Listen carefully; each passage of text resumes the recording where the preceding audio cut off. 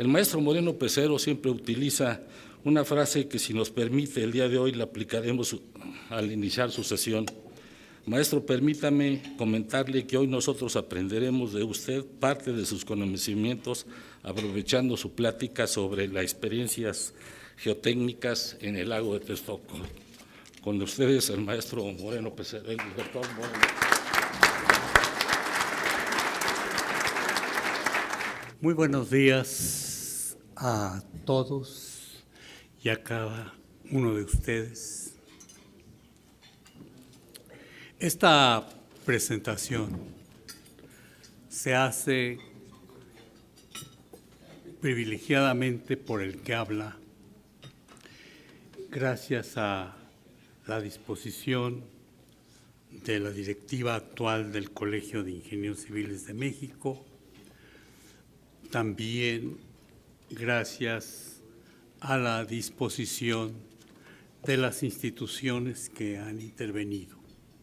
Aun cuando el expositor es el que habla, evidentemente, quiero sí resaltar que esto que vamos a presentar, como cualquier obra de ingeniería, es importante porque interviene y han intervenido un grupo de muy distinguidos ingenieros.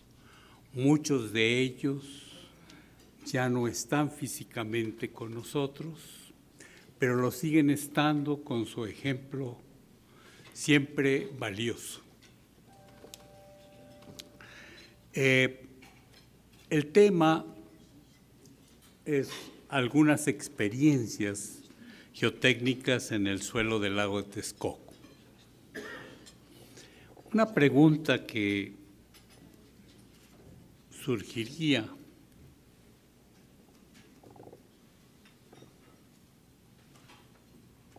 de inmediato es: ¿qué aportación, qué es lo que se va a poder absorber de esto que vamos a comentar al proyecto y diseño del nuevo Aeropuerto Internacional de la Ciudad de México?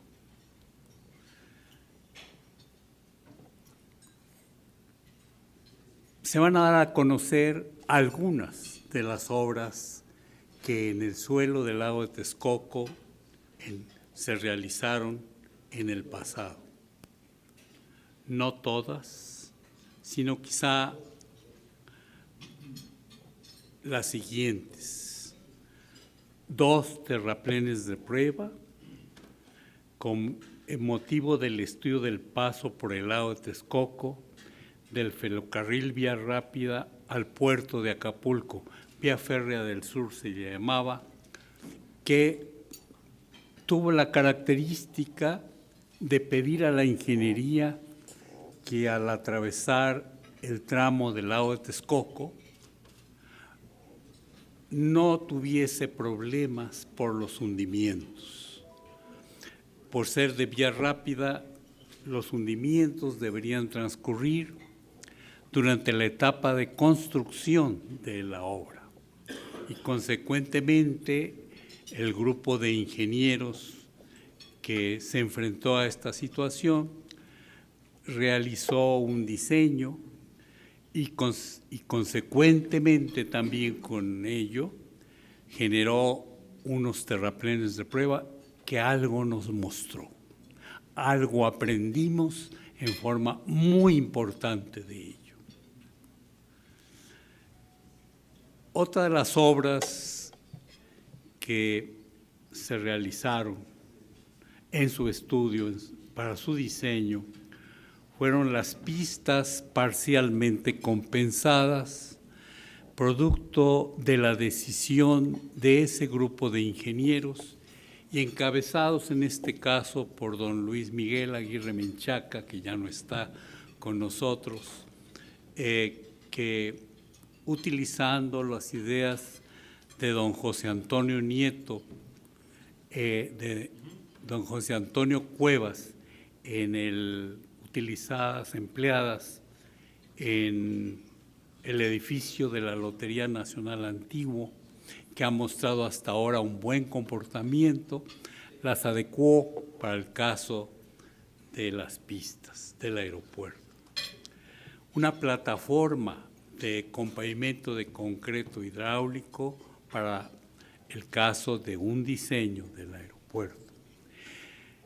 El fenómeno del agrietamiento, esas grietas que se encuentran en el suelo del lago de Texcoco y que ocurren en forma intempestiva aparentemente, abriéndose y generándose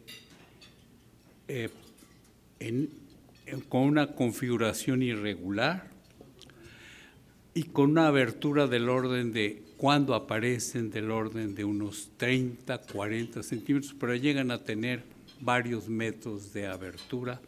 Y en el caso particular del que vamos a hablar, muy rápidamente, muy brevemente, llegaban a profundidades de 11 metros. La torre de control, la más reciente, que mostró en los primeros meses de operación una oscilación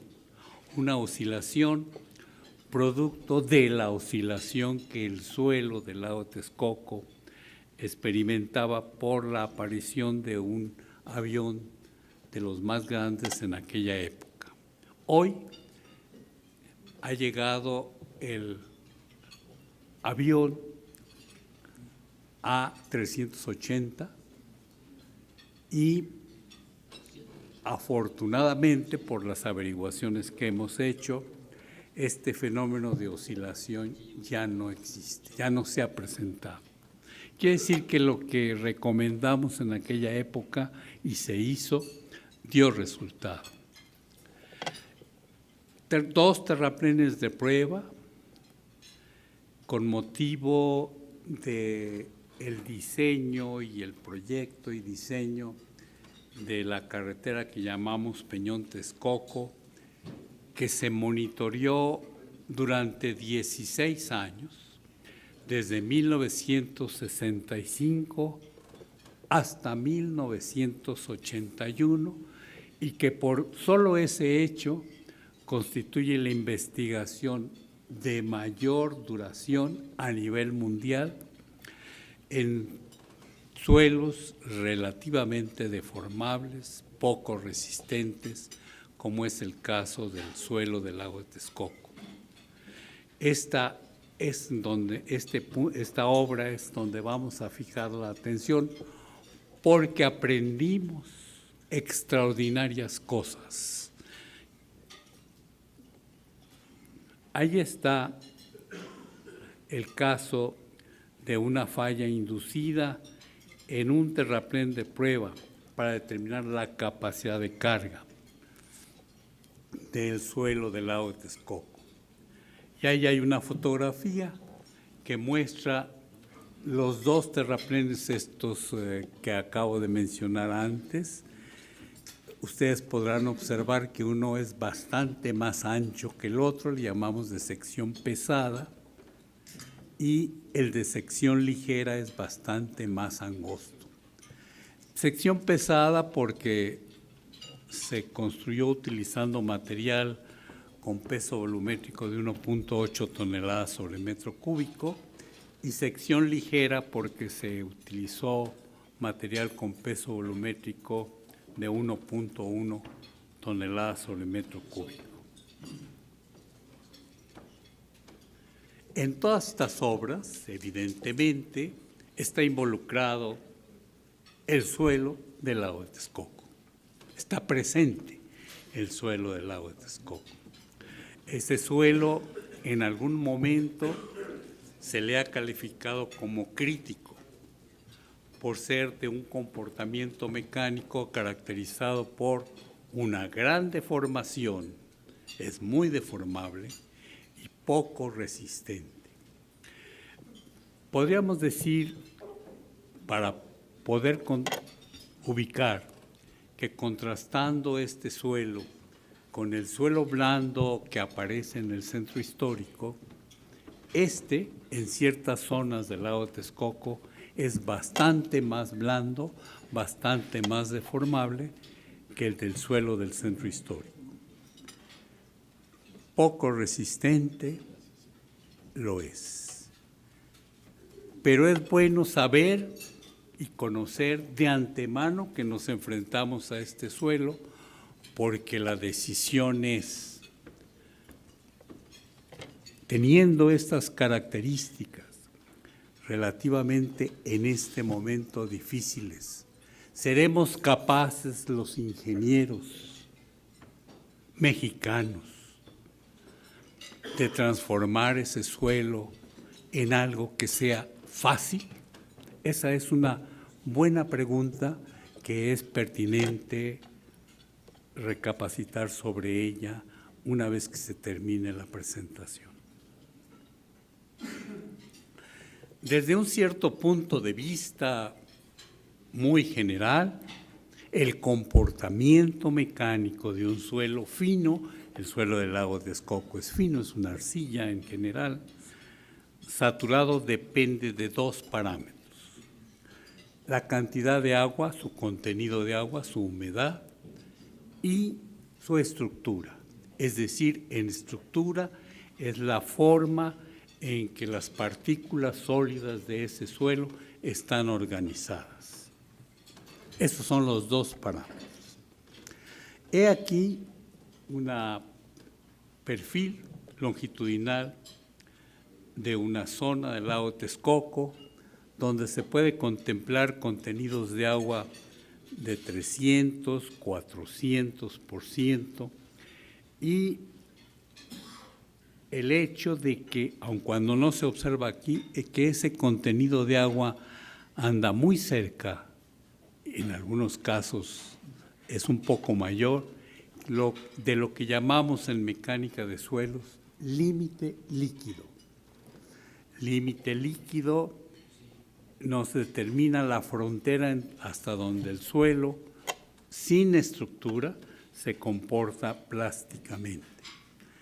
Entonces, quiere decir que sí, efectivamente, este suelo tiene sus características extraordinariamente críticas y, consecuentemente, extraordinariamente atrayente para el ingeniero. Es un reto.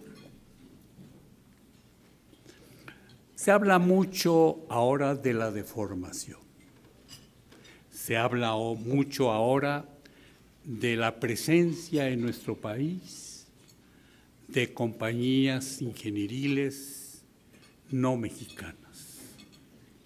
He aquí el caso, por allá por los años 30, de la existencia en México de una política de que las obras la hicieran compañías extranjeras. Ellos fueron contratados para las primeras pistas del aeropuerto actual de la Ciudad de México, años 30 del siglo pasado. No conocían el suelo de apoyo.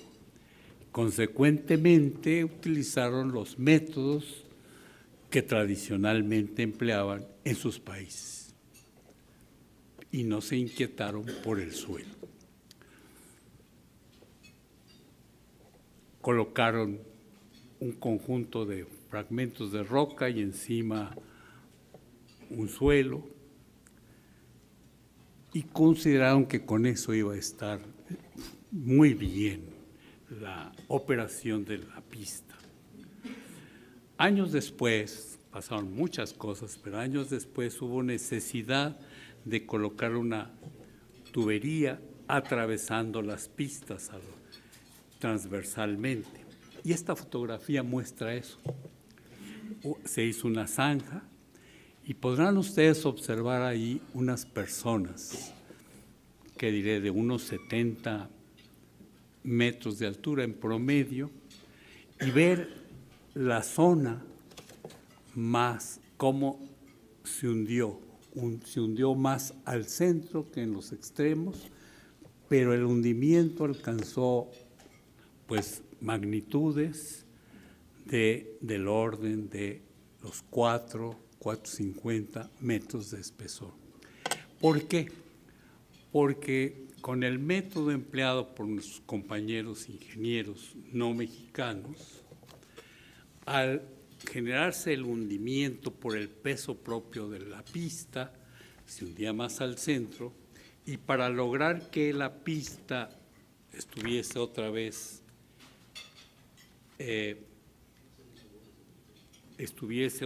en operación, pues nivelaban y ponían asfalto precisamente en la zona más hundida. Consecuentemente, esa zona se seguía hundiendo y por eso es que llegamos a estos espesores que vemos aquí.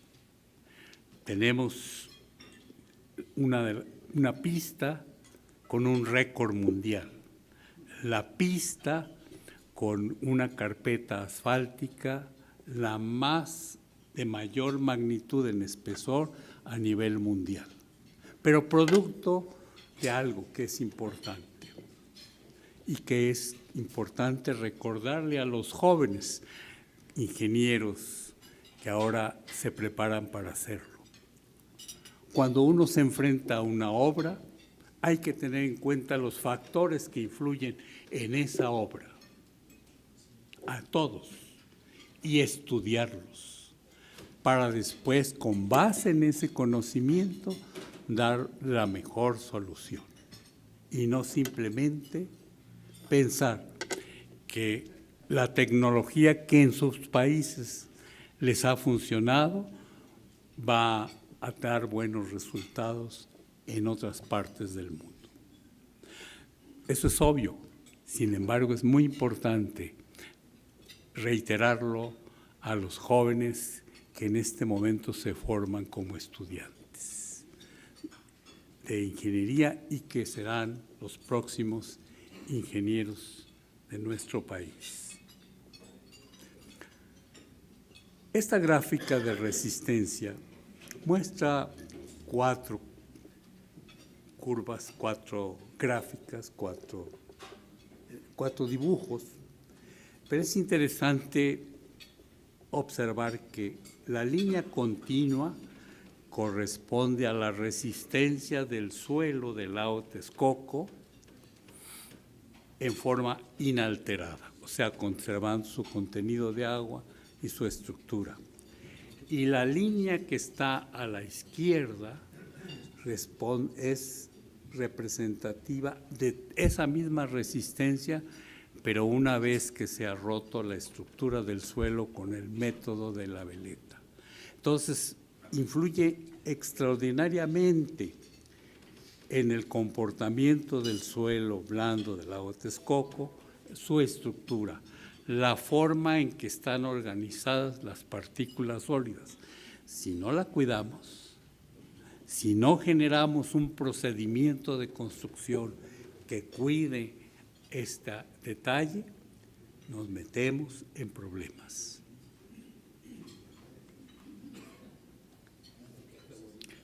Esta es una gráfica que revolucionó a nivel mundial el diseño de terracería sobre suelos blandos. Aparentemente es una gráfica sencilla. Sin embargo, si la observamos, nos extrañamos. ¿Por qué? Porque cuando tenemos un suelo y lo cargamos y ese suelo se deforma,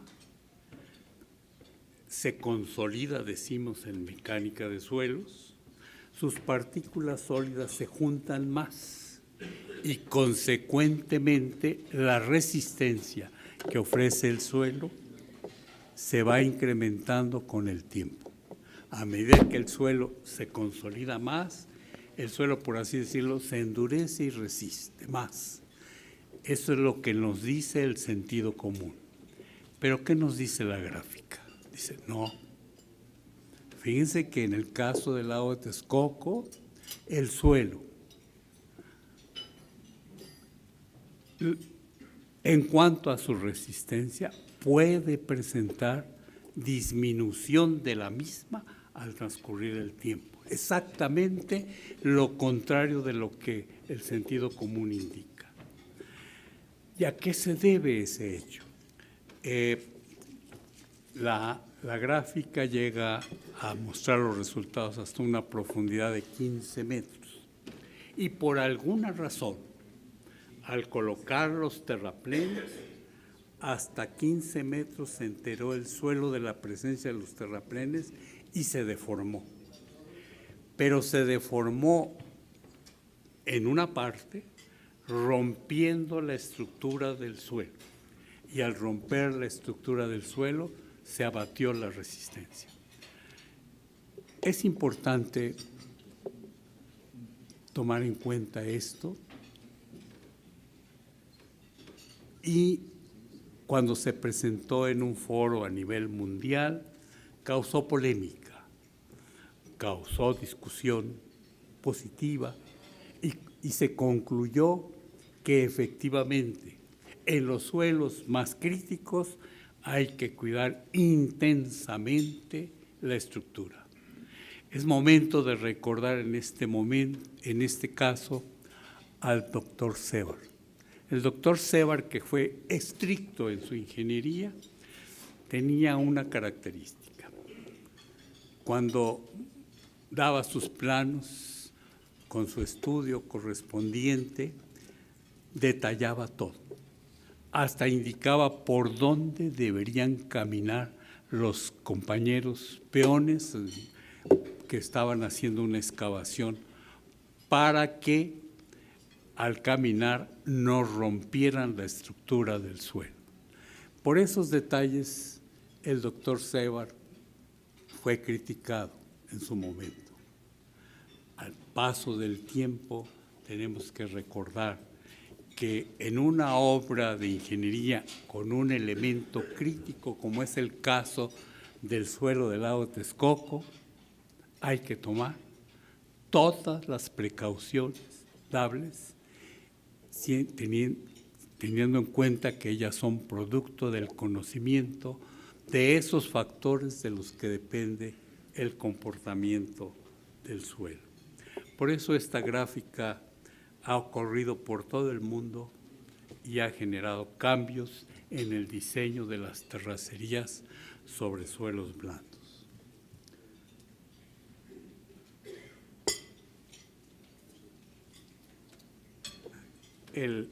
La conclusión sencillísima de esta parte es: cuidemos la estructura del suelo. ¿Cómo? Pues cada ingeniero tendrá su método, pero hay que cuidarla.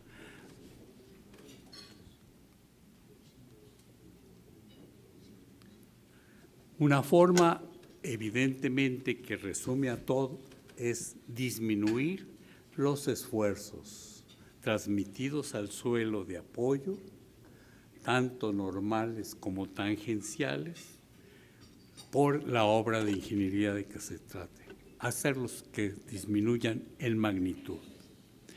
Una pregunta que se ocurre es la siguiente, dice: yo sé que si hablamos de esfuerzos, nos referimos a esfuerzos normales y a esfuerzos tangenciales. ¿Cuáles son los más críticos para lo que estamos comentando? ¿Los normales o los tangenciales? ¿Cuáles nos destruyen con más facilidad la estructura del suelo? ¿Cuáles nos alteran con más facilidad la estructura del suelo? Para, una vez que tenemos la respuesta, generar nuestra ingeniería tratando de que esos esfuerzos sean muy pequeños. Los esfuerzos que generan son los cortantes, el mayor daño, la mayor destrucción de la estructura del suelo. Son los esfuerzos cortantes. Entonces hay que generar una ingeniería, hay que producir un proyecto y un diseño en donde se cuide extraordinariamente a esos esfuerzos y se maneje adecuadamente. Y hay que preguntarse, bueno, si quiero manejar adecuadamente el esfuerzo cortante, ¿de qué depende el esfuerzo cortante? ¿Cuáles son los factores que influyen en la magnitud del esfuerzo cortante? Haciendo una reflexión, se comenta que esos esfuerzos cortantes dependen de la diferencia de los esfuerzos normales. Yo en clase pongo un ejemplo que siempre es muy bien entendido por los jóvenes. Cuando hay dos jóvenes que son muy amigos, extraordinariamente en ellos ha nacido una amistad, y yo como profesor llego y a ambos los saludo de la misma manera, con la misma cordialidad, en ellos no se establece fricción. Pero si algún día por alguna razón yo llego al salón y me dirijo exclusivamente a uno, entonces el otro se va a preguntar, oiga, ¿y por qué nada más a fulanito y yo? Y entonces empiezan a aparecer fricciones. Ese tratamiento son los esfuerzos normales. Por lo tanto, en nuestras obras, en este caso, debemos y podemos hacer que la distribución de esfuerzos normales sea tal que todos los esfuerzos normales sean igualitos. Entonces no habrá esfuerzo cortante grande, no habrá destrucción de la estructura y no tendremos problemas en las obras.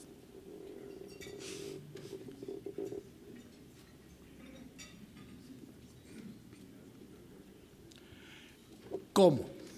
Por ejemplo, si yo construyo una terracería y le pongo unos taludes parados, como decimos en la práctica, estoy generando en el suelo una diferencia de esfuerzos normales grande. A medida que yo tiendo los taludes, la diferencia de esfuerzos normales que aparecen en el suelo va a ser menor y consecuentemente el peligro, el efecto de la destrucción de la estructura va a ser menor. Por ello, un detalle que hay que cuidar, saliéndose de los libros, de lo que indican los libros, es diseñar los taludes teniendo en cuenta este criterio, en este caso de este suelo crítico. Sin embargo, también lo podemos manejar con taludes muy parados. Yo recuerdo, y probablemente alguno de ustedes conozca, el Boulevard Constitución, que está rodeando la Laguna del Carpintero en la ciudad de Tampico. Ese Boulevard Constitución tiene 24 metros de ancho y está apoyado en un lodo cuyo espesor en cierta zona varía de 9 metros a 26 metros y encima tiene la carretera. Se diseñó con base en lo que he comentado, se diseñó con las ideas que nacieron de esta investigación y se dejaron al principio los taludes parados. ¿Por qué? Porque lo que se pretendía era generar un esfuerzo cortante grande para desplazar parte del lodo y ocuparlo con la terracería. Quiero decir, con estos dos ejemplos no queremos más que indicar que debemos conocer los conceptos muy bien y aplicarlos adecuadamente para cada caso.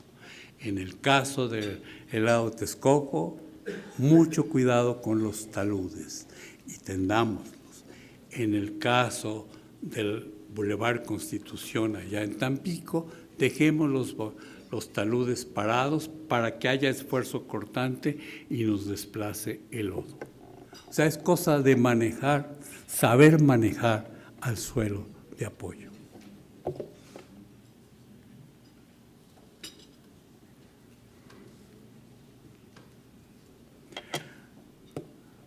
Otro detalle importantísimo, fundamental. Seguramente ustedes han oído hablar de un gran ingeniero mexicano, don Antonio M. Anza. Don Antonio M. Anza, no en el siglo pasado, sino en el anterior, era conceptuado como un gran ingeniero. Y, por ejemplo, en 1900, primeros años del siglo pasado, que se empezó a construir el penal, ¿cómo se llama? El Palacio de Lecumberri. ¿Se ubican el Palacio de Lecumberri? El Palacio de Lecumberri, 1908 se inauguró. Pueden observar hoy, si es que pasan por ahí, cómo su parte frontal se comporta como un cuerpo rígido, a pesar de que está apoyado en un suelo muy blando, como es el suelo del centro histórico de la Ciudad de México. No se hunde más al centro y menos en los extremos, se hunde parejito. ¿Cómo logró don Antonio M. Anza ese hecho? ¿Cómo podemos, en el caso del Boulevard Constitución en Tampico, hacer que una vez que ya conseguimos que parte del lodo se desplace y ocupe la terracería esa parte, ya no se mueva, ya no haya movimiento del suelo de apoyo, haciendo que no haya esfuerzo cortante? Y para que no haya esfuerzo cortante, se requiere que los esfuerzos normales sean todos igualitos. Entonces, démosle al contacto terracería, suelo de apoyo, una forma curva, debidamente estudiada. En ese caso, los esfuerzos normales van a ser igualitos y no habrá esfuerzos cortantes. Es interesante que cuando vayan a Tampico, le echen un recorrido al Boulevard Constitución. 1976 trabajábamos ahí, han transcurrido prácticamente 40 años, no tiene ningún hundimiento. Es una obra verdaderamente ejemplar, se ha comportado como la concebimos en ese momento. Nos costó mucho trabajo convencer a las personas de que así deberíamos hacerlo. Sin embargo, y es importante realzar ahora, la influencia de don Nachito. ¿Y quién es don Nachito? ¿Quién fue don Nachito? Don Nachito fue un ingeniero que era la autoridad máxima de la Junta de Mejoras Materiales allá en Tampico. Y era ese organismo el que apoyaba con dinero la obra. Y a don Nachito le explicamos qué es lo que pensábamos, cómo debía trabajar eso. Y nos dijo, tienen ustedes toda la razón. Vamos a caminar por la obra. Y caminamos por el sitio. Llegamos a un lugar donde conocimos a Juan, que era un albañil, ya era maestro en ese momento. Todo esto es importante para la conclusión. Era un albañil que en las obras en que intervenía pedía que le vaciasen lo que quedaba de las obras en una zona del lago de Texcoco. Construyó, por así decirlo, su península, y ahí está. Hizo su península y encima de esa península hizo su casita, un solo cuarto. Cuando nosotros lo conocimos, ya don Juan se había casado, como es natural tenía 10 hijos y ya pues había construido varios cuartos y demás. Tabique sobre tabique y ninguna grieta. Entonces don Nachito indicó, Vamos a traer a todos los que se oponen a la obra y les vamos a mostrar este ejemplo y los vamos a convencer de que la obra funciona y va a funcionar muy bien. Conclusión. Un ingeniero efectivamente debe dominar los conceptos, debe manejarlos, pero no debe olvidarse de algo muy importante que no es tan común y que se llama sentido común. El ingeniero siempre debe mantenerse como tal, con un sentido común adecuado. ¿Cuántos aprendemos de don Juan? Don Juan es un joven que colabora con nosotros y que no tiene mayor grado de estudios más que lo que ha trabajado. Y sin embargo nos enseña y aprendemos de él. Creo que es importante para los jóvenes que ahora se forman, que lo hacen con las tecnologías como debe ser, de vanguardia, no olvidar que todo ello debe estar enmarcado por el sentido común. Bueno, pues el sentido común se emplea en esas terraplenes del lago Texcoco y se genera un estudio muy detallado de cuál debe ser el contacto entre el terraplén y el cielo de apoyo. No debe ser un contacto horizontal. No debe ser un contacto horizontal. Debe ser un contacto curvo. Darle a la terracería de una vez la forma que va a tomar una vez que se va a hundir. Y eso nos lo dijo la primera fotografía que observamos, donde los ingleses se equivocaron y generaron esa terracería. Si ustedes observan, es curva. Creo que esos son detalles fundamentales que no se aprenden más que en la práctica de la ingeniería con una persona que ame su ingeniería, que tenga los conocimientos y esté al día de ellos, que tenga ese sentido común y que tenga una actitud y una decisión por hacer siempre la mejor obra de ingeniería dentro de lo que le toca. Ese es el mensaje para los jóvenes.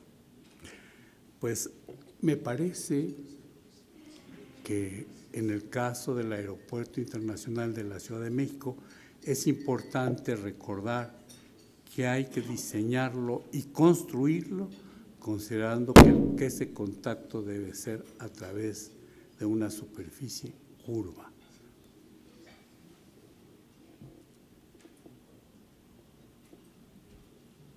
Taludes tendidos y ese contacto. Ahí está. Eso nos lo enseña la naturaleza. Un gran ingeniero mexicano, don José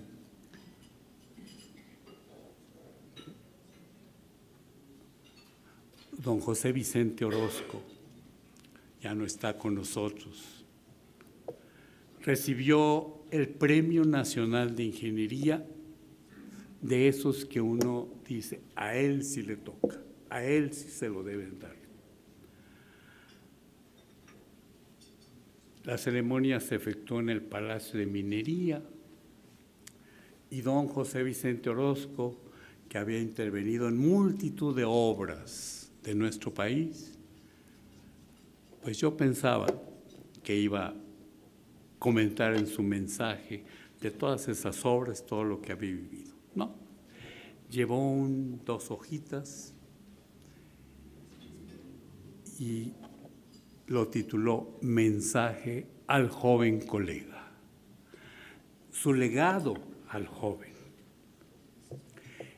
Cada frase es algo importante para aprender por parte de nosotros los que nos dedicamos a la ingeniería. Hay una que dice, joven colega, observa y observa la naturaleza. Ella siempre te hará aprender. Observemos y observemos la naturaleza, veamos la fotografía y ella misma nos está diciendo qué es lo que debemos hacer. Pero hay que tener esa característica de observación.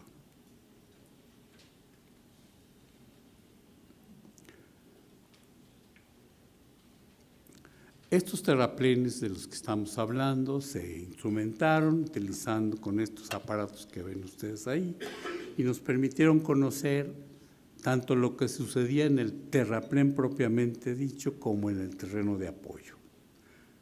Ahí están los terraplenes, ahí están las secciones, una, le decía yo, sección pesada y otra sección ligera. El monitoreo durante 16 años. Es todavía en este momento, en ese sitio que se llama el Tapón del Darién, que está al sur de Panamá y al norte de Colombia, se utiliza parte de lo que estoy comentando en un tramo que se está construyendo en este momento.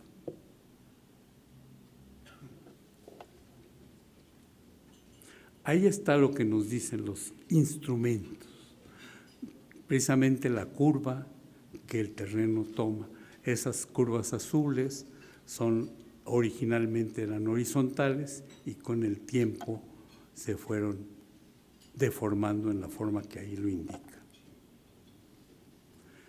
Los inclinómetros es un aparato extraordinario para esto, nos van a indicar cómo se mueve el suelo hacia los lados cuando viene el peso del terraplén, y en este caso observamos lo siguiente: se movieron hacia el terreno, se movió lateralmente y luego tendió a regresar a su posición original, que obviamente no regresó a ella totalmente, pero hubo esa tendencia.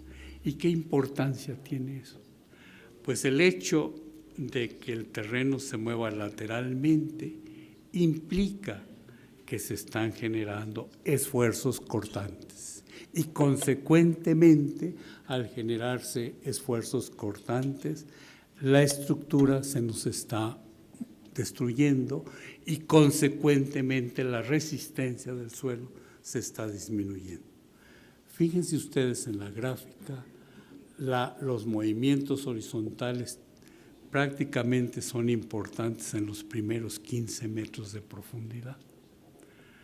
La teoría dice que debería moverse hasta 3 veces el ancho y tenemos unas pistas de 22 metros de ancho, entonces deberían moverse hasta 60 metros de profundidad. La naturaleza nos dice que se movieron hasta los 15 metros de profundidad.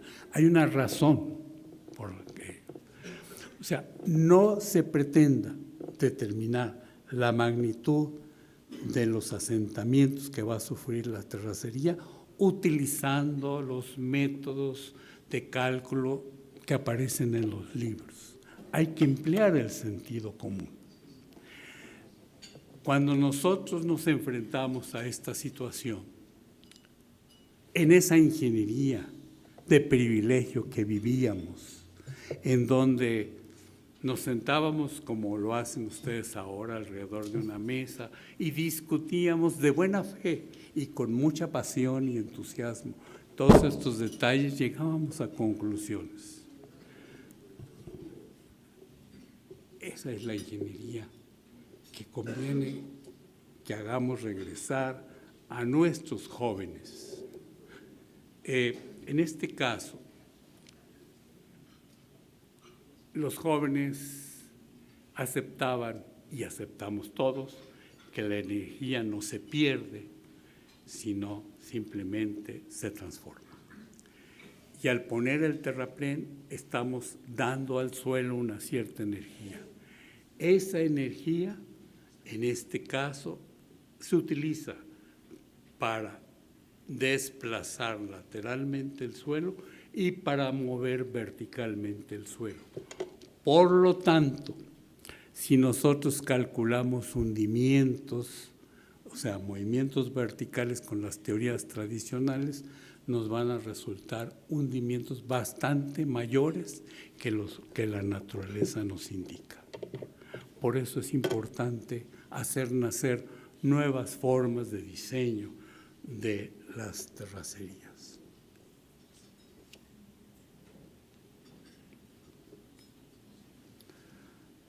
Todo esto, pues yo creo que influye,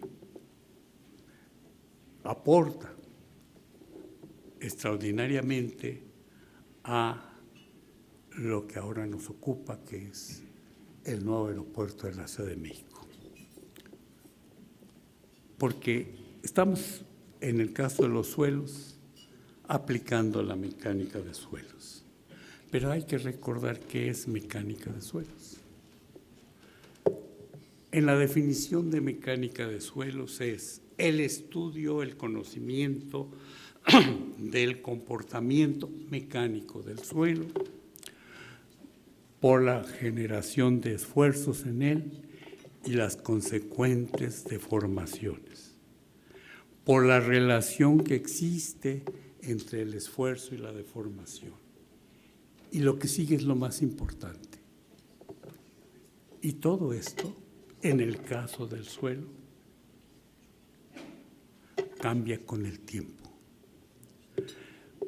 Por eso es importante que los que ahora tienen en su responsabilidad profesional el diseño de las pistas, por ejemplo, del aeropuerto, tomen en cuenta lo que en su día hizo la Secretaría de Obras Públicas, la Secretaría de Asentamientos Humanos y Obras Públicas, porque durante 16 años midió, pero han pasado bastantes más años y ahora sí podemos saber con mayor nitidez cómo es el comportamiento del suelo.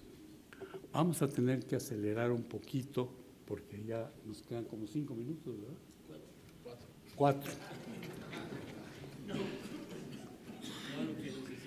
Y eso explica por qué la magnitud real es bastante menor que la magnitud teórica, la magnitud de los hundimientos. Otras experiencias, ya nada más esta. Ahí está uno de los terraplenes de prueba que lo sobrecargamos una vez que había medido todo lo que consideramos pertinente, lo sobrecargamos para llevarlo a la falla y determinamos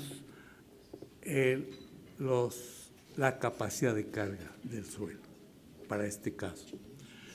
En este tema, la teoría inicia con Pran para suelos de comportamiento cohesivo y dice la capacidad de carga a la falla es 5.14 por C. C es la cohesión. Terzaghi aparece y dice no es 5.14, es 5.7. Bueno, y lo justifica. Después de 5.7, de 5.14 pasa a 5.7 y aparece Skempton y dice no es 5.7, es 6.2. ¿Cuánto obtuvimos nosotros? Nosotros obtuvimos 6.38. ¿Pero por qué? Porque la falla no ocurrió como dicen los libros. La falla ocurrió por incrustación. Y a medida que un terraplén se incrusta, resiste más el terreno de apoyo. Entonces, también en eso aprendimos mucho. Ahí están los diferentes cálculos, ahí están las grietas. Grietas. Esta es, ya para terminar, es una anécdota. El profesor Leo Casagrande, profesor de Nabor Carrillo, del profesor Nabor Carrillo, pues se interesó por lo de las grietas, pero no encontró explicación a ellas. Entonces, don Nabor, que fue su alumno, andaba en busca de un tema de tesis para su doctorado, para obtener su doctorado, y le preguntó al profesor Casagrande: profesor, ¿usted qué tema me recomienda usted? ¿Cuál creen ustedes que le propuso don Arturo Casagrande al profesor Nabor Carrillo, pues las grietas. Pues ocúpese usted de las grietas. Y don Nabor Carrillo realizó una teoría, maravillosa teoría, que yo la escuché de voz de él, pero que no funcionó. Y él lo reconocía. Y no funcionó porque empleó unas hipótesis que no correspondían a la realidad. Y entonces las grietas que él generaba, según esa teoría, eran en cuadrícula. Y vean, las grietas tienen una configuración totalmente irregular. Entonces don Nabor, pues, se quedó con esa espinita, y otro alumno andaba también en busca de su tema doctoral y le preguntó: maestro, ahora se dirigía como alumno a don Nabor, maestro, pues un tema para desarrollar mi tesis doctoral. ¿Qué tema creen ustedes que le propuso? Las grietas. Hombre, pues ocúpese usted de las grietas. Y esa persona sí le atinó. Y la tenemos todavía con vida y se llama Eulalio Juárez Vadillo. Esas grietas son grietas de tensión que aparecen ahora en el suelo. Ahí estamos examinándolas, porque las pistas del aeropuerto, uno de los proyectos que hicimos, quedaban sobre esta zona de grietas. Y obviamente la pregunta era: oye, ingeniero, usted es de geotecnia, ¿verdad? Sí. ¿Qué hacemos con las grietas? ¿Simplemente ponemos la pista o hacemos algo? Entonces la respuesta dice: mire, si estuviéramos seguros que la grieta ya no se va a seguir abriendo ni se va a seguir profundizando, haga usted la construcción de las pistas. Pero si una vez que usted construya las pistas, la grieta se va a seguir abriendo y se va a seguir profundizando, algo tenemos que hacer. Muy bien, me parece muy bien. Entonces, ¿qué hay que hacer? Pues que tenemos que estudiar a qué se debe. Y ahí es donde viene la teoría del maestro Juárez Vadillo. He aquí la solución que dimos, ahí la estamos ya realizando y que funcionó en su día. Y finalmente, la torre de control. Esa torre de control que todos conocemos se inauguró. Tiene pilotes a 33 metros de profundidad y un cajón de unos 2 y cachito metros de altura. Cuando el avión, no cuando el avión aterrizaba, sino cuando el avión empezaba a salir, entonces 7 segundos después la torre empezaba a oscilar. Y obviamente, pues los instrumentos que ahí se colocaron no podían permitir eso. Las personas que ahí estaban, la primera vez salieron corriendo, como es natural. Y la petición fue: ingenieros, ¿qué hacemos? He aquí la solución. A esa creo que sí traigo una fotografía. Bueno, ahí está el famoso avión, no cuando aterriza, sino cuando se sale. Esta es la solución. Desde el punto de vista estructural, le tocó el problema a don Julio Damí Ramos, un extraordinario ingeniero mexicano. No, don Julio Damí Ríos, me equivoqué, es que estoy viendo aquí al profesor Dovalí Ramos.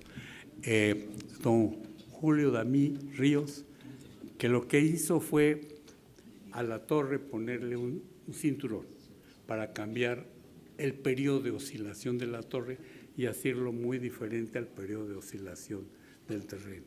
Y a mí me tocó la parte de mecánica de suelos, y esta es la que muestro. ¿Qué me tocó? Pues hacer una especie de muro flexible. Ahí está la excavación, y esa excavación se llena con tesontle. Entonces la onda del terreno generada por el avión, ahí muere. Funcionaron las metas. La conclusión para terminar. Yo decía, A veces uno en clase se encuentra con muchachos difíciles. Yo he aprendido que no hay muchachos difíciles.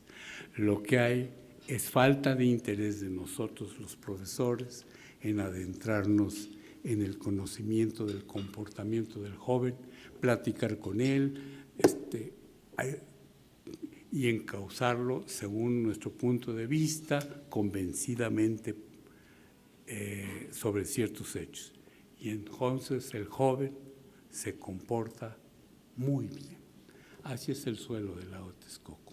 Hay que conocerlo íntimamente para que eso que es a veces calificado de difícil se vuelva fácil. Muchas gracias.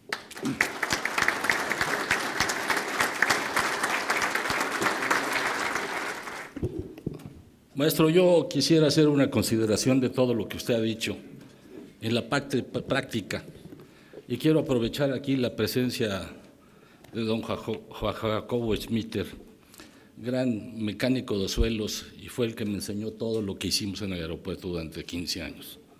Esos terraplenes que usted observó, que dio todo el detalle, fueron un análisis de conclusión de todo lo que hicimos durante 15 años. En los aeropuertos, por lo general, tienen 4 curvas verticales. En el aeropuerto, después de que participó GMD y tuvo el avionazo ahí, el ingeniero Gómez Daza, después ya participamos nosotros durante 15 años seguidos. Y la solución que se le dio a esta pista, que tenía 232 curvas verticales, ya los aviones no despegaban porque a la velocidad de despegue pues topaba con las curvas verticales que ya a la velocidad de despegue se encontraban. Ahí aprendimos todo lo que usted dijo y todo lo que usted observó en el… Yo creo que la solución es la que usted dice, metiendo un nuevo material que es el poliuretano expandido, que pesa 7 kilos por metro cuadrado, prácticamente pesa mucho menos que el agua, y poniendo una base de polímeros, de polímeros con tezontle, por la diferencia del peso. Eso nos va a dar una pista totalmente estable, con una conclusión que usted sacó, los famosos terraplenes de prueba, en las maneras que usted las explicó, son las maneras viables de hacerlo. Y ahorita platicaba yo con Jorge Lamadrid, que fue el presente, cuando decidimos hacer la pista en solo 15 días, después de los 3 o 4 meses que se tardaban para hacerla. Y la solución fue muy fácil, fue ir descargando la pista y llegamos a obtener menos de 90 curvas verticales que disminuyeron y al final pues ya se han ido desplazando las curvas y prácticamente ahora andamos en unas 30 o 40 curvas verticales. Ya el desplazamiento del avión es diferente, ya la facilidad de hacer las pistas se hace en una forma totalmente consolidada y estable. Y yo lo que platicaba con Jorge Lamadrid es que yo lo que haría primero, después de la clase que nos dio el ingeniero que va a manejar toda la parte de la hidráulica, hacer la pista y observarle todas las deformaciones que puede tener con un costo extraordinariamente bajo. Creo que es lo que se debe de hacer, creo que la posición es volver a lo que ya hicimos y el establecimiento de las 2 terraplenes de prueba que logró el ingeniero Moreno Pesero durante muchos años, con conclusiones que son las correctas. Muchas gracias por su respuesta, maestro. A continuación le rogamos a Federico Dovalí Ramos que haga uso de la palabra y después al ingeniero Jorge de Lamadrid Virgen. Bueno, la verdad es que Roberto me hizo trampa. Yo no pedí la palabra, definitivamente, por una razón muy sencilla. Ante como siempre, los comentarios de Gabriel son extraordinariamente claros y no dejan lugar de ninguna manera a dudas al respecto. Sin embargo, bueno, ya que tengo el micrófono protagónico, solamente comentarle a Gabriel que buena parte de esas experiencias que él menciona en el aeropuerto actual, las grietas, la zanja que se hizo para proteger las oscilaciones de la torre de control, fueron hechas en un periodo relativamente corto en la Secretaría de Obras Públicas primero y de la Secretaría de Asentamientos Humanos posteriormente, con todo el apoyo integral entre la investigación propiamente y la construcción definitivamente. Pero además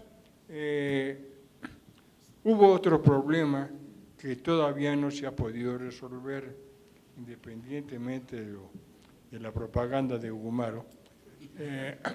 Nosotros encontramos, durante el proceso de investigación de las deformaciones del pavimento, tanto en la 5 izquierda como en la 5 derecha, no con el 380, ni siquiera con el 747, sino simplemente con el 707.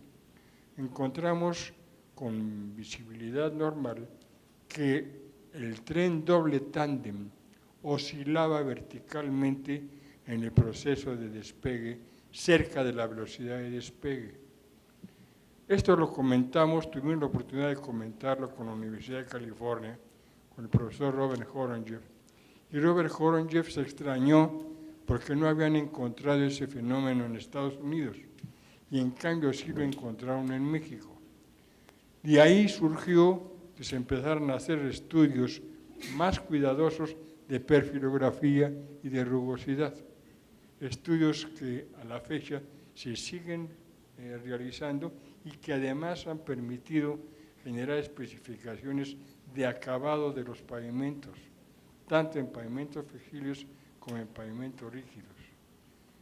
Finalmente, Gabriel, felicitarte, como siempre, por tus exposiciones tan claras y que sigas trabajando para resolver el problema de mecánica de suelos en el sitio que se escogió. Muchas gracias. Ahora hará uso de la palabra don Jorge de la Madrid Virgen en esta primera terna de intervenciones de los colegas del México 2030. Por favor, Jorge. Gracias, Roberto. Pues muy rápidamente, pero muy efusivamente, felicitar a Gabriel Moreno Peciero, no tan solo por la presentación de hoy, sino felicitar por su enorme experiencia que ha adquirido a través del tiempo, y no quiere decir que sea una persona de edad, es joven, pero ha estudiado mucho tiempo. La experiencia que ha adquirido en estos temas es verdaderamente invaluable. Muy rápidamente, por lo que se refiere al nuevo aeropuerto, pues son dos los temas que a mi juicio han requerido mayor profundidad de análisis. Uno de ellos es precisamente lo que ahora estamos comentando, de qué manera construir las pistas de aterrizaje en cuanto a su estructura de terracerías, pavimentos, etcétera. Y el otro se refiere también al sistema de drenaje. Son los dos grandes temas que están por ahí todavía en comentarios y discusiones. Por lo que se refiere a las secciones de construcción o pavimentos, me parece, y es una opinión personal, que la experiencia que se ha adquirido con la denominada sección compensada es invaluable a través de los años, como lo expresó el doctor, 16 años, 18 años, 20 años. La experiencia adquirida en ese tema sobre ese tipo de solución es excelente, extraordinaria. Claro, habría que ver, y él también lo expresó, en función de si este fuese una solución que adoptara para el nuevo aeropuerto, tener muchísimo cuidado, bueno, con cualquier solución, en los procedimientos constructivos. Porque como él lo expresa, cualquier solución que se adopte para la construcción de las pistas de aterrizaje, si no se tiene cuidado en los procedimientos constructivos, puede ocasionarse un trastorno de difícil solución. Y uno de los temas, por ejemplo, que se está también revisando es, y precisamente lo del drenaje. Pues todos sabemos, y el doctor sabe mucho mejor, por supuesto, que cuidado con esos suelos en cuanto a construir túneles básicamente. Entonces, por eso el sistema de drenaje, que en principio profundo, que se le ha llamado, que requiere túneles, pues ha inquietado un poco, mucho. Y por lo que se refiere a un procedimiento de la denominada así sección compensada, comparada contra otro procedimiento que ustedes conocen de las precargas, pues tiene muchas ventajas, a mi opinión personal. Y también insistiría yo en que en estos casos de una sección compensada debemos de cuidar mucho las profundidades de excavación para hacer esta compensación. Tampoco es prudente decir, bueno, voy a hacer una sección compensada y voy a excavar 3 metros de profundidad y voy a meter el material que propone Gumaro Lizárraga o el Tesón, etcétera, etcétera, sino que hay que cuidar mucho también la profundidad de las excavaciones. Serían unos comentarios muy rápidos, pero agrego de veras mi felicitación por estar aquí escuchando a Gabriel. Don Gabriel, tienes uso de la palabra. Olvidé felicitarte también por ser parte de Heinfuku. Adelante, Gabriel. Creo que las voces que hemos escuchado, la de don Gumaro, la del profesor de la Madrid, la de nuestro querido profesor y admirado intensamente de don Federico, son algo que debe trascender. Tarde o temprano vamos a desaparecer físicamente. Y hay que recordar una frase: el desarrollo de una sociedad, no se da por la decisión y el esfuerzo de una generación, se da por la decisión y el esfuerzo de varias generaciones debidamente vinculadas. Y para ello, para estar debidamente vinculadas, es pertinente tener ese mensaje para que dentro de 100 años los jóvenes que en ese entonces lo sean, ingenieros que se enfrenten a situaciones como esta u otras, tengan el conocimiento de lo que ha acontecido. Yo creo que escribir es fundamental. Las 3 voces que hemos escuchado tienen mucho que escribir y mucho que dar hacia las nuevas generaciones. Esos son mis comentarios. Muchas gracias, doctor. La siguiente terna está integrada por 3 colegas que harán igualmente sus reflexiones. Es el ingeniero Augusto Suárez Ortega, el ingeniero Francisco Islas y el ingeniero Manuel Gómez Daza. Por favor, Augusto. Ingeniero, muchas felicidades, muy clarita su exposición, muy didáctica. A mí me preocupa un poco que en la zona, usted que estuvo analizando, por decir algo, la vía Peñón-Texcoco y que nos expone que tiene 3 tramos que se comportan un poco distinto, o cuando menos en el momento que hicieron los análisis tenían características diferentes. Se va a ampliar bastante de la sección actual a la que se plantea por el aeropuerto nuevo. Lo mismo sucederá con la sección del periférico oriente, que aunque ya está definida, pero no tiene más que unos carriles en un sentido y el otro, y por ahí se piensa pasar en esas 2 vialidades un buen número de infraestructuras de metrobuses, de metros, de vialidades, de ferrocarriles inclusive, etcétera. Entonces, en nivel de piso y en nivel de primer piso o segundo piso, como le llamamos ahora, se van a hacer muchas inversiones o se plantean muchas inversiones que yo creo que debemos revisar bastante mejor.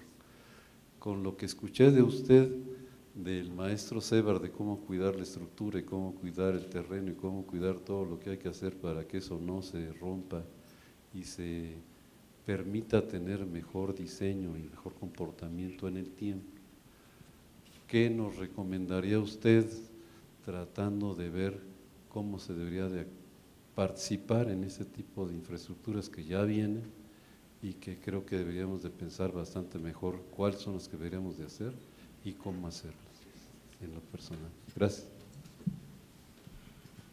Don Francisco, por favor.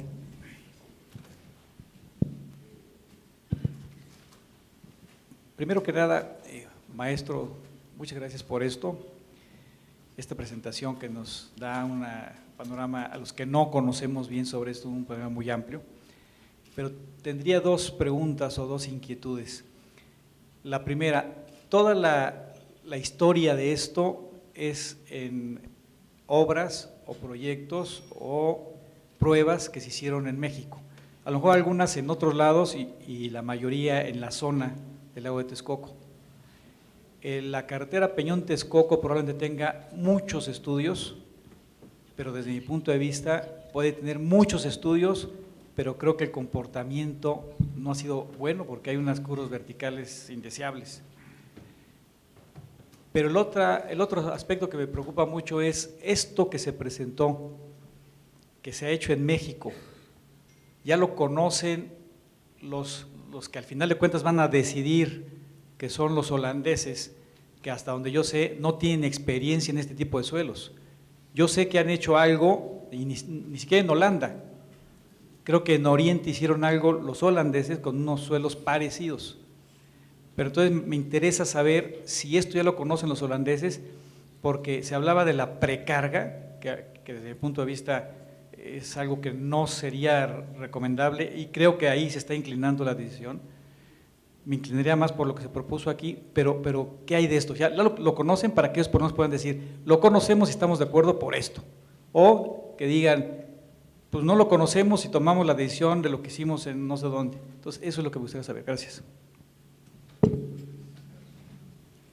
Don Manuel Gómez Daza, por favor. Sí, gracias. Gracias. ¿Se oye bien, perdón? Maestro, con el tiempo me he llegado a encontrar el nuevo sistema que está usando en muchas partes del mundo, que es el sistema de confinamiento celular, para mejorar la capacidad de carga del suelo y mejorar el módulo elástico de los terraplenes, de los materiales de los terraplenes. Esto ya hemos estado probando en México, ya hace 2 o 3 meses nos dieron aquí oportunidad de hacer la presentación de este tema aquí en el colegio, y de los proyectos que ya hemos realizado aquí en México, creo que valen 3 que vale la pena resaltar. Uno es una plataforma para Interjet que se hizo en el aeropuerto de la Ciudad de México, en la cual se usó un diseño del ingeniero Mary Ruegas usando este sistema de confinamiento celular. En ese caso se usó en la parte posterior, se hizo una excavación de unos 70, porque creemos que más que eso, como usted dice, es problemático de una excavación más que eso. Se rellenó, se pusieron 2 capas de este sistema de confinamiento celular. La primera se rellenó con un cemento bastante líquido, nada más para evitar, y eso funcionó muy bien, que el suelo no se bufara en el esquema de cuando se hizo la excavación. Luego se puso otra capa encima, se llenó de tezontle y arriba se puso otra capa adicional. Hoy por hoy esa plataforma lleva 2 años y medio trabajando y no tiene un solo hundimiento ni una sola rodera.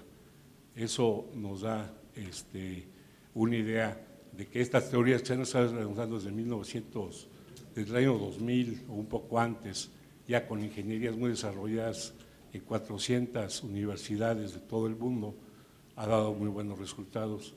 Igual se usó un sistema de este tipo en un puerto en Manzanillo, en el cual tenía unas turbas también muy disparejas, que iban de 25 a 70 metros de profundidad. Y igualmente ahí se pusieron unos pilotes, bueno, no pilotes, unas, ¿cómo se llaman? Inclusiones, ¿no? Cada 5 metros. Y luego, para tomar ese esfuerzo vertical, se pusieron 2 capas de NeoWeb. Se hizo un terraplén de 1,60 y arriba se puso otra capa de NeoWeb. Las pruebas que se hicieron era para, bueno, el diseño era para aguantar 35 toneladas por metro cuadrado, que era la carga que iba a tener, que eran 12 metros de mineral de plomo y zinc. Las pruebas nos dieron que daba 65 toneladas por metro cuadrado la capacidad de carga del puerto. La otra parte importante, hicimos unas pruebas en el aeropuerto de la Ciudad de México, el nuevo aeropuerto de la Ciudad de México, para terraplenes de los caminos de construcción, y ahí también las pruebas que salieron mejoran la capacidad del suelo a 2,5 CBR en lugar del 1 o menos de 1 que tenía el suelo, y con 2 capas y 45 centímetros de tesón, que fue la prueba que se hizo, pueden aguantar, ahí están las fotos, hasta 2 camiones de 100 toneladas pasando cuando se hicieron las pruebas. Creo que este es una nueva metodología que hay, que está usando ya en todo el mundo y que vale la pena usarla, porque yo creo que para los suelos blandos que tenemos en la Ciudad de México mejora mucho la capacidad de carga del suelo.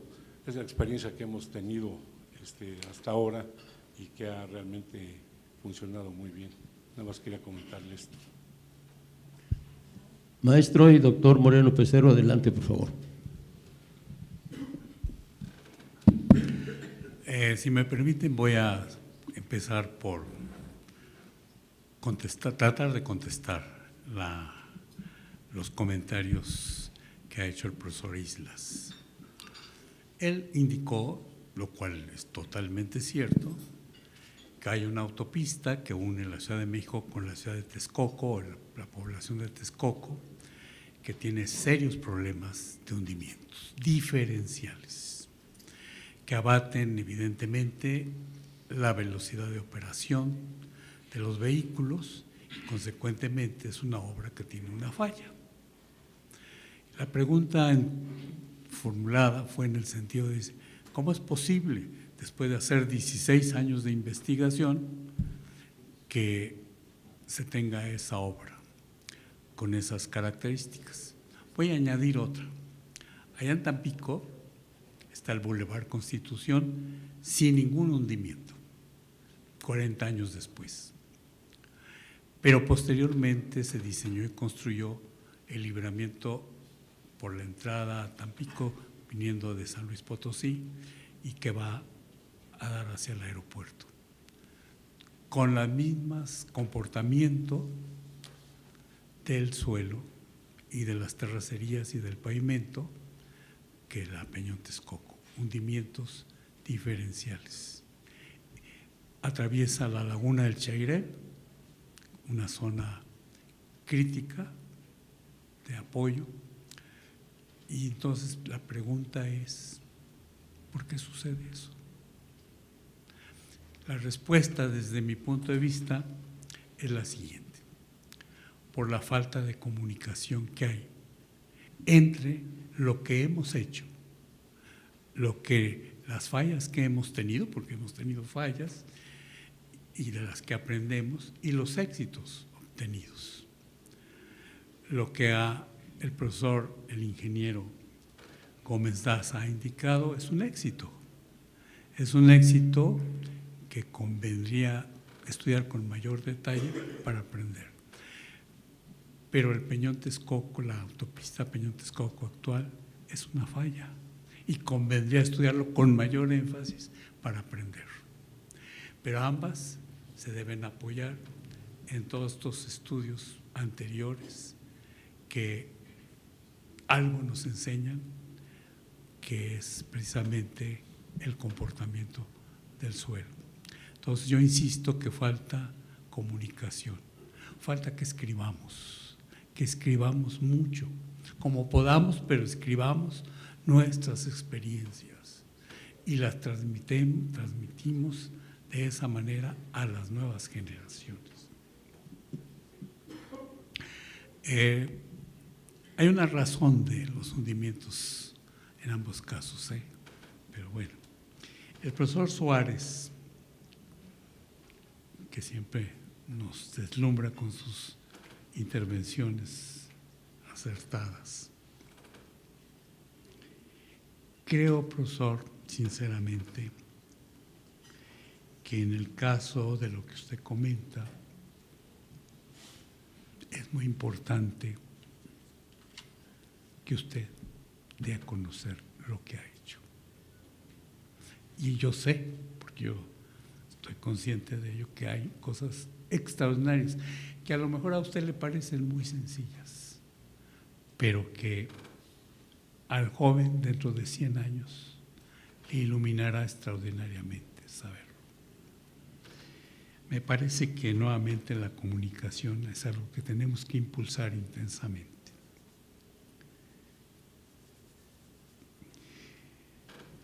Se mencionó lo de las precargas. La precarga es un método empleado por nuestros aztecas para la construcción de los templos. Funcionó. Ellos excavaban hasta donde podían, ponían ahí relleno y luego esperaban pacientemente hasta que se hundiera y suponían, y fue cierto, que el suelo mejoraba sus características al tener esa precarga. Hoy hay que acelerarla y la aceleración en un suelo saturado la hacemos a través de diferentes métodos de subdrenaje. Pero lo que quería comentarle es que en el caso de utilizar las precargas, hay detalles que quisiera quizá en otro, directamente comentar con usted, que es lo que ha dado el éxito importante. Ahora la precarga, en el caso de la vía férrea del sur, esa vía rápida, que teníamos que hacer que los hundimientos fuesen rápidos, se nos ocurrió usar los drenes verticales de arena. Hicimos un terraplén con drenes, otro sin drenes y comparamos, contrastamos. Nos dimos cuenta que habíamos cometido un error. Usamos un procedimiento de construcción que era muy rápido, poco costoso con respecto a otro, y sin embargo ese procedimiento de construcción nos dio resultados aceptables, pero no los que calculamos. El otro, si lo hubiéramos utilizado, el otro procedimiento, hubiéramos tenido un éxito clamoroso. Lo que quiero decir es que nuestras obras de ingeniería deben cumplir con ser seguras, deben cumplir con ser funcionales, deben cumplir con ser armónicas con el medio ambiente, deben cumplir con ser estéticas, pero también deben cumplir con ser económicas. Y hoy nos debatimos con una ley de obra pública que, aplicada sin pensar, está acabando con la calidad de la ingeniería en nuestro país.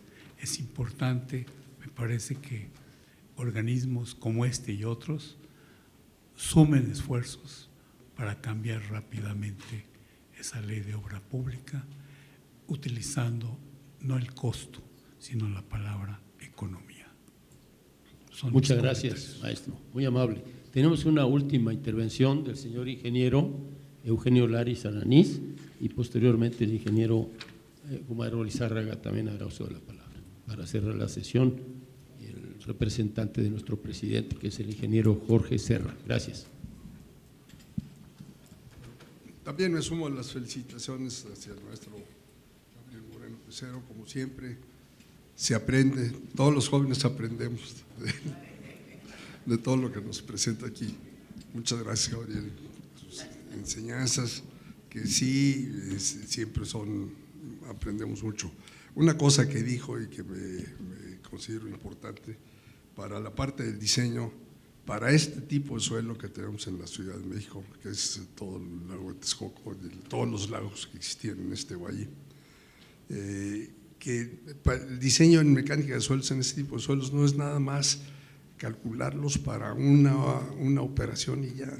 Estamos muy acostumbrados en estructuras que hacemos el cálculo de las cargas y la dinámica y demás, y se construye y se acabó. Ya después es un mantenimiento menor. Aquí hay que tomar en cuenta el comportamiento a largo plazo. Y es muy importante, el diseño que se haga tiene que tomar en cuenta qué está pasando, cómo se va a comportar en el tiempo esta estructura. No nada más durante su construcción y cómo se construye, sino qué va a pasar en el tiempo.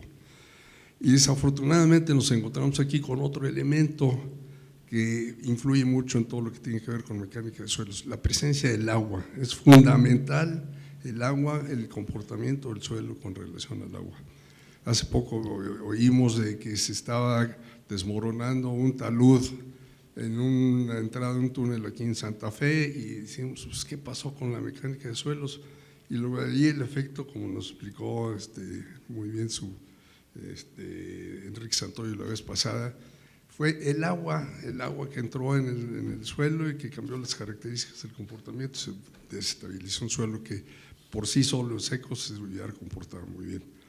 Y aquí en el Valle de México, pues es el antiguo lago pues es agua, es un lago, es una combinación de agua y suelo, y la presión que se transmite es mucha presión hidrostática, que se produce sobre el suelo que tiene y otra también sobre las partículas. Y tenemos otra característica, que no tenemos agua para el uso de la ciudad, el agua potable, y estamos sacando el agua del subsuelo. Y esto está alterando las condiciones del suelo de una manera que en el largo plazo vamos a seguir teniendo asentamientos que ya ahora en algunos lados son mayores a los 10 metros.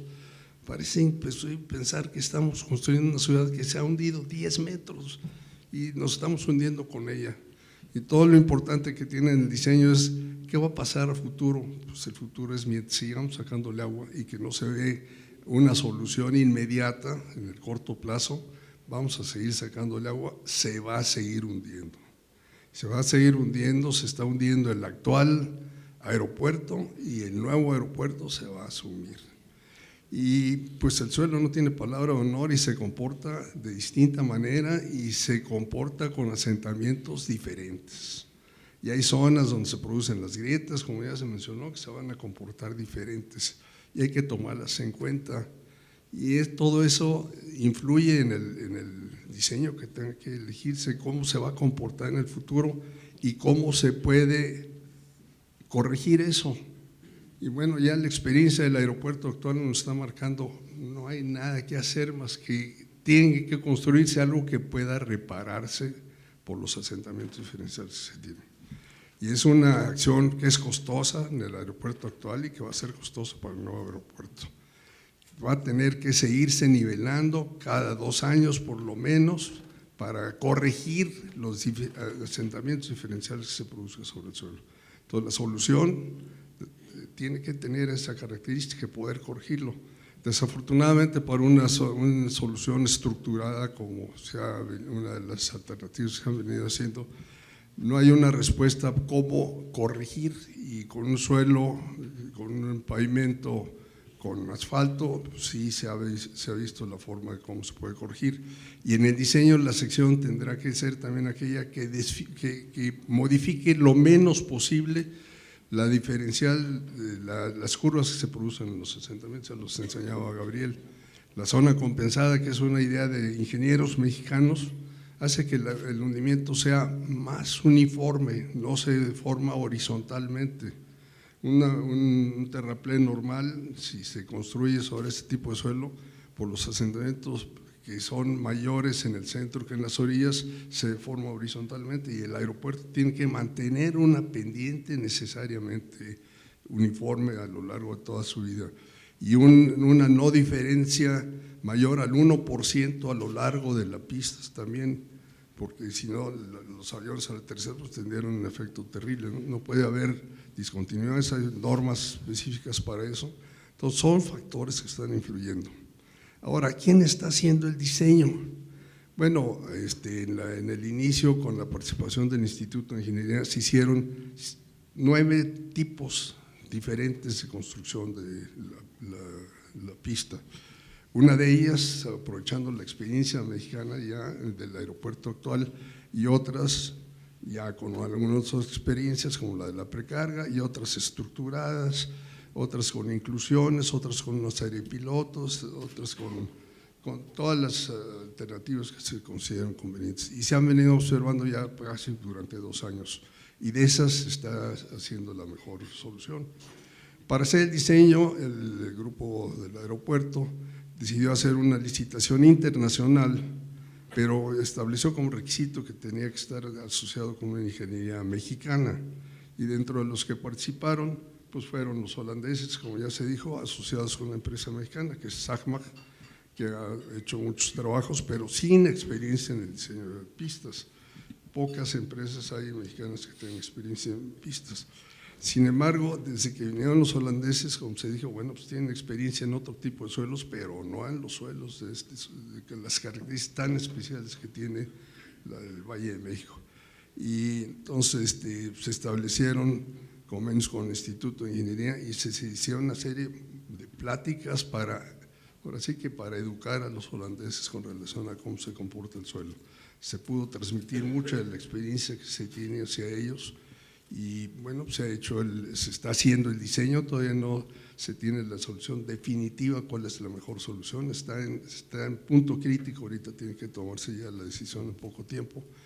Y el grupo aeroportuario, para tener un mejor control de lo que hicieran los diseñadores, estableció un grupo de expertos encabezados por el profesor Tamés, con gran experiencia. El profesor Tamés, que ha construido mucho parte del metro, ha participado en muchas obras también aquí en el Valle de México, y este grupo está ahora sí que juzgando lo que los diseñadores están proponiendo, y la solución que se tome va a ser también con una amplia revisión. Ahorita está también en pláticas con el Instituto de Ingeniería, con todos los ingenieros que también tienen muy amplia experiencia en el diseño, para ver si las 2 últimas alternativas que están considerando como viables, cuál es la mejor, tomando en cuenta todas las características, que es la de precaria, como se decía, y la otra, la del sistema compensado, que es la de la experiencia ya con la que se tiene el aeropuerto actual. Entonces, yo pienso que con todo el cuidado que se está viendo en todo esto, se están tomando los responsables en cuenta todas las experiencias que se han tenido, todas las que mencionó el maestro Moreno Pecero, de las pruebas que se han hecho, las conocen los diseñadores y las están utilizando y tomando en cuenta. Y tendrá que llegarse a la solución, una gran responsabilidad del grupo, que tiene que tomar la decisión de cuál hacerla, para que se comporte bien durante la construcción y se comporte lo mejor posible dentro de las características del suelo que tenemos para el futuro. Esos serían los comentarios que quisiera. Maestro, ¿quieres hacer alguna reflexión sobre el particular? Bueno, yo creo que aprendemos de lo que han comentado y nos inquietamos. Hay en el camino Huehuetoca-Tula unos taludes en un material similar al de Santa Fe, y fallaron los taludes en la época de lluvias por la presencia del agua. Hace 5 años se generó una solución que consiste en poner unos drenes de 60 centímetros de longitud, 5 centímetros de diámetro, perforados, drenes que no es para sacar agua, no es para sacar agua, es para introducir aire, porque al introducir aire entra en contacto con el agua que hay entre partícula y partícula sólida, y entonces se tiene 2 fluidos de diferente naturaleza en contacto, agua y aire, y se tiene un canalículo capilar, se produce un menisco y el agua trabaja a tensión y las partículas sólidas trabajan a compresión. 5 años se ha observado, próximamente saldrá el escrito correspondiente a esta tecnología, pero finalmente se concluye que el agua es el agua. El agua es muy importante plantearla. En cuanto al hundimiento regional, Porque hablamos del hundimiento debido a la presencia de las obras de ingeniería, pero el hundimiento regional tiene la razón, tiene la causa indicada por el profesor Laris, fundamentalmente. Entonces, finalmente, el agua, al moverse, cambia las presiones en el agua y cambia las presiones en los sólidos. En los sólidos las incrementa y se produce el hundimiento. Si nosotros fuéramos capaces de mover el agua sin cambiar las presiones, creo que daríamos un gran paso para resolver la situación del hundimiento regional. Si nos subimos en un elevador y nos plantamos en el elevador, en el momento en que el elevador sube aceleradamente, la presión que transmitimos al piso aumenta. Si el elevador baja aceleradamente, la presión que transmitimos al piso disminuye. En ambos casos la presión cambia. ¿Cómo podemos mover el elevador sin que haya incremento ni disminución de presión? Haciendo que la velocidad con que se mueva sea constante. Entonces la tendencia es precisamente a generar una propuesta en ese sentido. Muy bien, muchas gracias. Esto comprueba lo que decía el maestro Cortés Obregón, que el agua es campeona. ¿Se acuerdan? Bueno, para finalizar, cedo la palabra al ingeniero Lizárraga. Bueno, el representante en esta ocasión de felicitaciones aquí el ingeniero Jorge Serra, que dará las últimas palabras y hará un obsequio al ingeniero Moreno Pecero. Ingeniero Gabriel Moreno Pecero, muchísimas gracias por su plática. Como toda plática, pues tiene su fondo y su trasfondo. Nos hizo pensar muchas cosas, pues a la gente de mecánica de suelos le hizo pensar la mecánica de suelos. Nos habló de leyes, la ley de obras públicas, cómo nos está afectando, de vías terrestres, de transportes. Yo veía la cara de Raúl Méndez Díaz, cómo le brillaban los ojitos cuando decía hay que hacer las memorias. Eso se llama lecciones aprendidas en gerencia de proyectos. El colegio ha difundido mucho la gerencia de proyectos, tiene muchas ganas de seguir difundiendo la gerencia de proyectos y creo que es muy importante. Pero adicionalmente las lecciones aprendidas es difundirlas, porque si no sale nuestra comunicación, pues queda nuestro grupo, ¿no? Entonces, creo que le ha puesto un reto al colegio y pues la nueva directiva tiene que tomar muy en cuenta las lecciones aprendidas que todos y cada uno de los que están acá, que hay gente muy valiosa que tiene muchísima experiencia y tiene que dejar todos sus antecedentes para las nuevas generaciones, lo hagan y que el colegio lo difunda. A nombre del Colegio de Ingenieros Civiles, del ingeniero Víctor Ortiz, que le fue imposible asistir, deseo agradecer y hacerle un pequeño presente. Es la historia de los caminos de México en los que usted ha tenido una gran participación. Muchísimas gracias.